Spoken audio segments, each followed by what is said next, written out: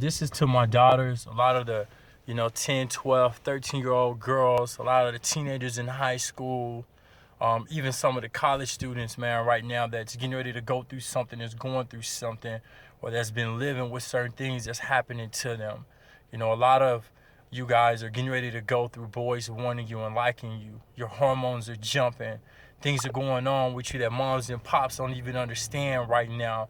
You're getting text messages, how sexy you are, how gorgeous you are, and how they just want to give you a kiss after school.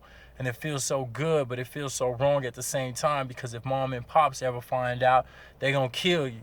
So then you try to hide everything that you're doing right now. You don't want to express things that are going on, to your parents, and how you feeling and how this boy got you glowing right now. I understand, love. I was one of them boys that had you guys glowing when I was younger. I get it.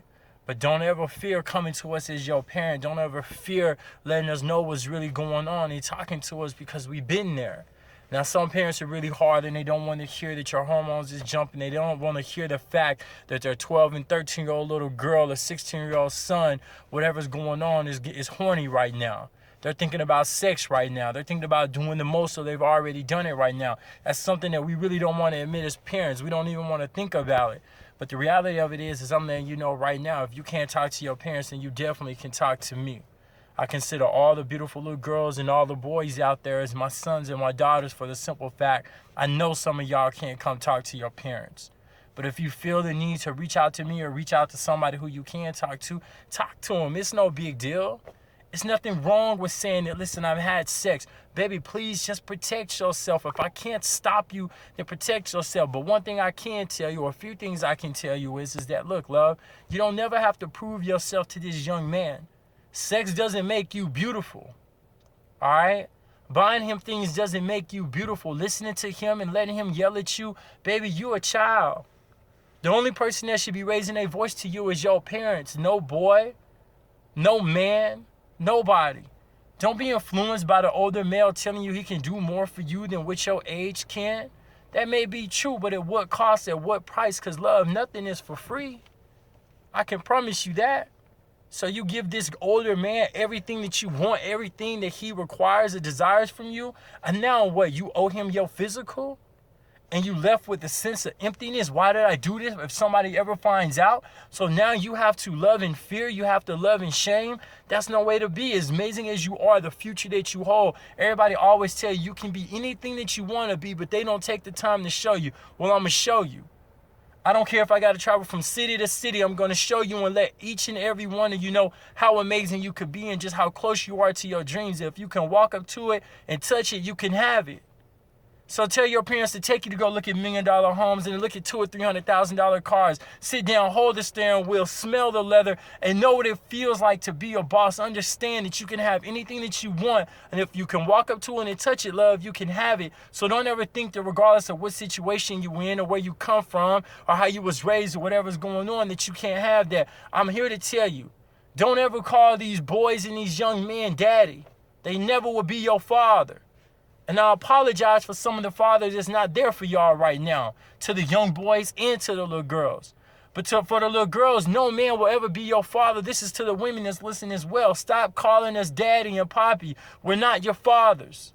We're your men. We love you in a different way. We care for you and we provide and we protect for you in a different sense. I'll never be your father. I apologize for the men and for the fathers who weren't there. I'll apologize for them because they're not man enough to step up and apologize to you. But I can't promise you without them you can still be great. You will still love. You will still live. You will still achieve your goals.